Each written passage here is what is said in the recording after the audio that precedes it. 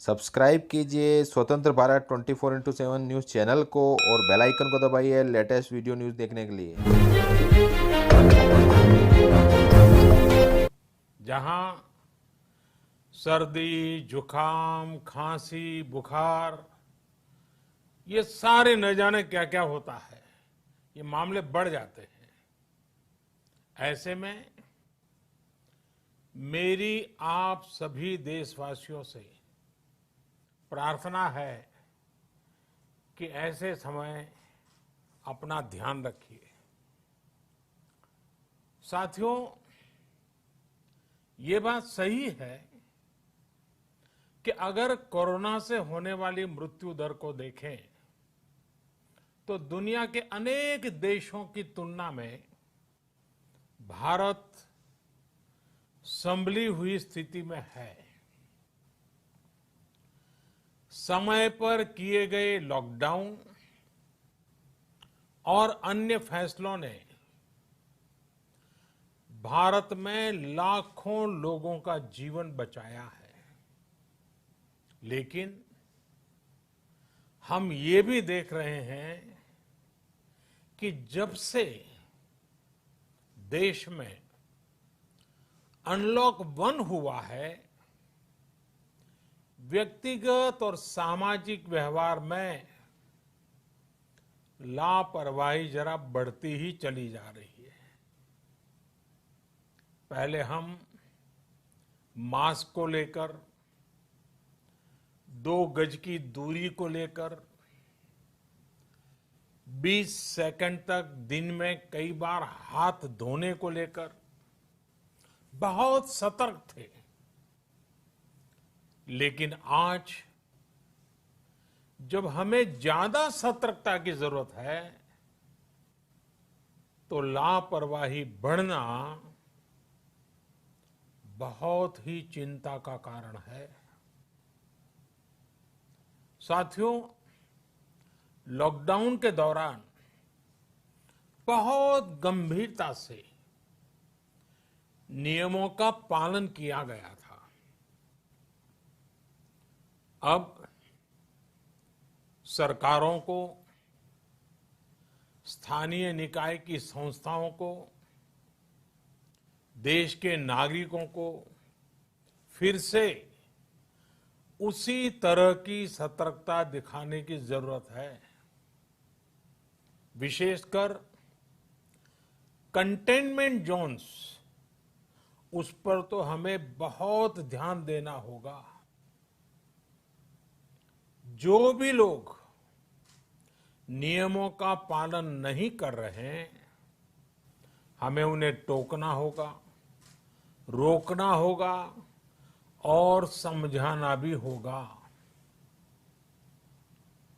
अभी आपने खबरों में देखा होगा, एक देश के प्रधानमंत्री पर 13,000 रुपये का जुर्माना इसलिए लग गया क्योंकि वो सार्वजनिक स्थल पर मास्क पहने बिना गए थे। भारत में भी स्थानीय प्रशासन को इसी चुस्ती से काम करना चाहिए। ये 130 करोड़ देशवासियों के जीवन की रक्षा करने का अभियान है। भारत में गांव का प्रधान हो या देश का प्रधानमंत्री, कोई भी नियमों से ऊपर नहीं है। साथियों, लॉकडाउन के दौरान देश की सर्वोच्च प्राथमिकता रही ऐसी स्थिति न आए कि किसी गरीब के घर में चूल्हा न जले।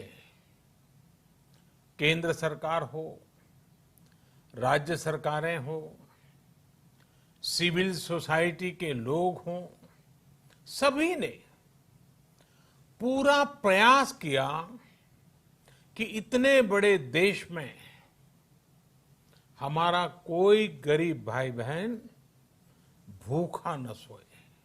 देश हो या व्यक्ति, समय पर फैसले लेने से,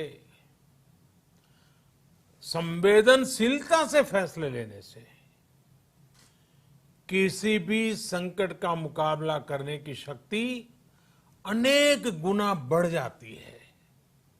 इसलिए लॉकडाउन होते ही सरकार प्रधानमंत्री गरीब कल्याण योजना लेकर आई। इस योजना के तहत गरीबों के लिए 2.25 लाख करोड़ रुपए का पैकेज दिया गया। साथियों, बीते 3 महीनों में 20 करोड़ गरीब परिवारों के जनधन खातों में सीधे 31,000 करोड़ रुपया जमा करवाए गए हैं। इस दौरान 9 करोड़ से अधिक किसानों के बैंक खातों में 18,000 करोड़ रुपए जमा हुए हैं। इसके साथ ही गांवों में श्रमिकों को रोजगार देने के लिए प्रधानमंत्री गरीब कल्याण रोजगार अभियान तेज गति से आरंभ कर दिया गया है। इस पर सरकार 50,000 करोड़ रुपए खर्च कर रही है। लेकिन साथियों, एक और बड़ी बात है जिसने दुनिया को भी हैरान किया है, आश्चर्य में डुबो दिया है।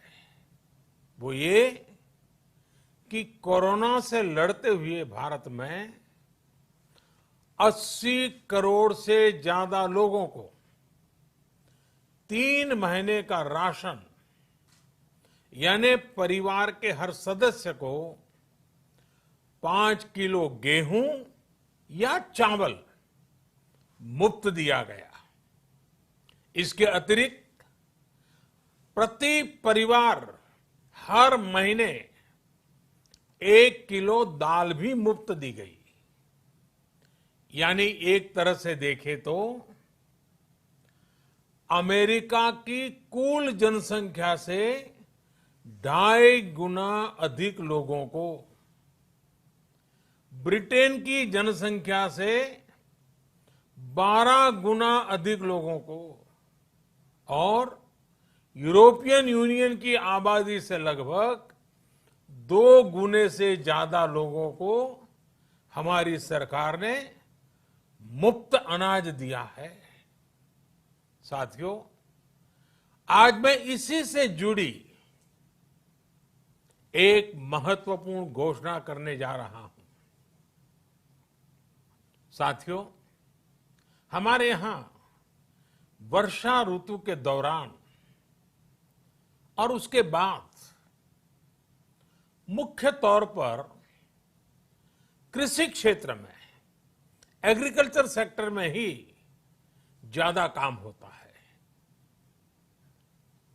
अन्य दूसरे सेक्टरों में थोड़ी सुस्ती रहती है। जुलाई से धीरे धीरे त्योहारों का भी माहौल बनने लगता है। अब आप देखिए, अभी 5 जुलाई को गुरु पूर्णिमा है, फिर सावन शुरू हो रहा है, फिर 15 अगस्त आएगी, रक्षाबंधन आएगा, कृष्ण जन्माष्टमी आएगी, गणेश चतुर्थी आएगी, ओणम होगा और आगे जाएं तो काटी बिहू है, नवरात्रि है, दुर्गा पूजा है, दशहरा है, दीपावली है, छठी मैया की पूजा है। त्योहारों का ये समय जरूरतें भी बढ़ाता है, खर्च भी बढ़ाता है। इन सभी बातों को ध्यान में रखते हुए ये फैसला लिया गया है कि प्रधानमंत्री गरीब कल्याण अन्न योजना का विस्तार अब दिवाली और छठ पूजा तक, यानी नवंबर महीने के आखिर तक कर दिया जाएगा।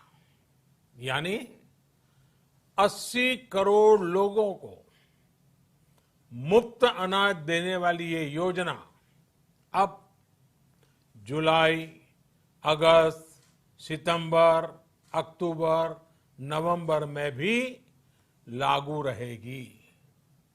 सरकार द्वारा इन 5 महीनों के लिए 80 करोड़ से ज्यादा गरीब भाई बहनों को हर महीने परिवार के हर सदस्य को 5 किलो गेहूं या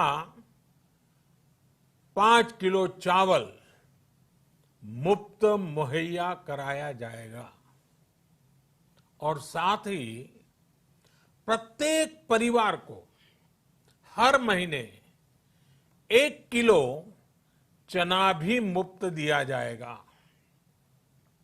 साथियों, प्रधानमंत्री गरीब कल्याण अन्न योजना के इस विस्तार में 90,000 करोड़ रुपए से ज्यादा खर्च होंगे। और अगर इसमें पिछले 3 महीने का खर्च भी जोड़ दें तो ये करीब करीब 1.5 लाख करोड़ रुपया हो जाता है। अब पूरे भारत के लिए हमने एक सपना देखा है। कई राज्यों ने तो बहुत अच्छा काम भी किया है। बाकी राज्यों पर भी हम आग्रह कर रहे हैं कि इसको काम को आगे बढ़ाएं। और काम क्या है? अब पूरे भारत के लिए एक राशन कार्ड की व्यवस्था भी हो रही है। यानी एक राष्ट्र एक ration card, 1 nation 1 ration card. इसका सबसे बड़ा लाभ उन गरीब साथियों को मिलेगा जो रोजगार या दूसरी आवश्यकताओं के लिए अपना गांव छोड़ करके कहीं और जाते हैं, किसी और राज्य में जाते हैं। साथियों, आज गरीब को, जरूरतमंद को सरकार अगर मुफ्त अनाज दे पा रही है तो इसका श्रेय प्रमुख रूप से 2 वर्गों को जाता है। पहला, हमारे देश के मेहनती किसान, हमारे अन्नदाता। और दूसरा, हमारे देश के ईमानदार टैक्स पेयर। आपका परिश्रम, आपका समर्पण ही जिसकी वजह से देश ये मदद कर पा रहा है।